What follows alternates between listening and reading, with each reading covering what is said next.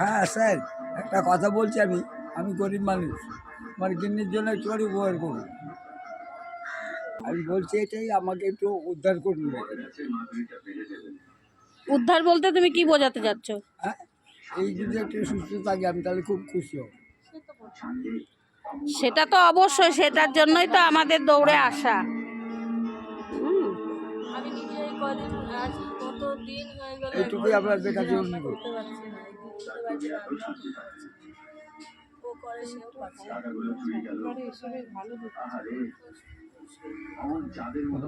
বসে থাকতে পারছি না বেশি। এই পিছনে পরিশ্রম করতে করতে আমি হয়রান হয়ে গেছি। এখান থেকে ভ্যান চালিয়ে আর্জি কর। নিয়ে যাও। হ্যাঁ, জিজ্ঞেস করুন, সামনে বলছি।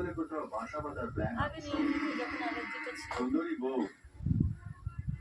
এখন আর কোথাও নিয়ে যাও। কেন, সমস্যাটা কি হচ্ছে? হাঁটু গায়ে ব্যথা। জোর পাচ্ছি না, গিটে গিটে যন্ত্রণা। তারপরে এই অ্যালার্জি ভুগলাম। হাতটা তো ফুলেছে। হ্যাঁ, ওষুধ টষুধ খাচ্ছ? আয়ুর্বেদিক যন্ত্রণার জন্য ওষুধ খাই আর কিছু না। কে দেয় ওষুধ? আমি কিনি। কোথার থেকে পাও? এই ফিরি পাই না, বাড়িতে ফিরি পাই না।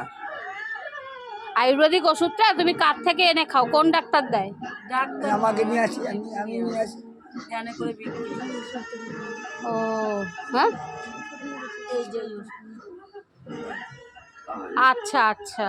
কৃষকের সংসার আর কি হয়ে গেল, আমার দেখে খুব কষ্ট হচ্ছে। গায়ে কোনো জোর পাচ্ছি না, কোনো মানে স্বামী স্ত্রীর মধ্যে খেতে অমিল পাচ্ছি থাকলে না। সংসারের খুব সুখ কষ্ট শান্তি হচ্ছে। সব নষ্ট তোমরা হয়ে ভালো যায়। আছো না? সংসারও টেকে না। তুমি তাই ভালো আপনার আছো? কথা চিন্তা করে মায়ের মন্দির থেকে একটা আমি মাদুলি 5 তারিখ এই প্রতিবন্ধী মানুষ, আমার একটা ভালো ডাক্তার দেখানো হয় না। তার জন্য আমার এই মেয়েদের যেন সহযোগিতা কেউ করে দিতে পারে, তাহলে আমি একটু খুব খুশি হই আমার একটু চিকিৎসার জন্য। জোরে বলো, জোরে বলো, হ্যাঁ, আমার জোরে বলো। মেয়েদেরকে যেন ওরা সহযোগিতা করে আমার এই চিকিৎসার জন্য। সবাই শুনতে পারলেন আমার এই বৃদ্ধ বাবা মায়ের আর্জি। আপনারা যে যেখান থেকেই দেখছেন, আপনারা ওনাদের যদি একটু সাহায্য করেন তাহলে ওনারা খুব উপকৃত হয়। আমাদের সংস্থাটি খুবই ছোট, তবুও আমরা আমাদের দ্বারা যতটুকু সম্ভব আমরা ওনাদের সাহায্যের হাত বাড়িয়ে দিয়েছি। আপনারা পাশে থাকলে আমরা আগামীতে ওনাদের আরও বড় উপকার করতে পারবো।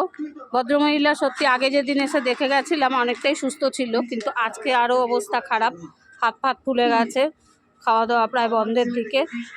তাই এই অবস্থায় আপনাদের সহযোগিতা ছাড়া আমাদের তো কোনো কিছু বেশি কিছু করার উপায় নেই। তাই সকলকে আর্জি জানাচ্ছি, এই অবস্থা দেখে আপনারা সবাই যে যেখান থেকেই দেখবেন এই ভদ্রমহিলার জন্য কিছু একটু সাহায্য করুন, তাহলে ওনারা ভালো থাকবে, আমরাও ভালো থাকবো।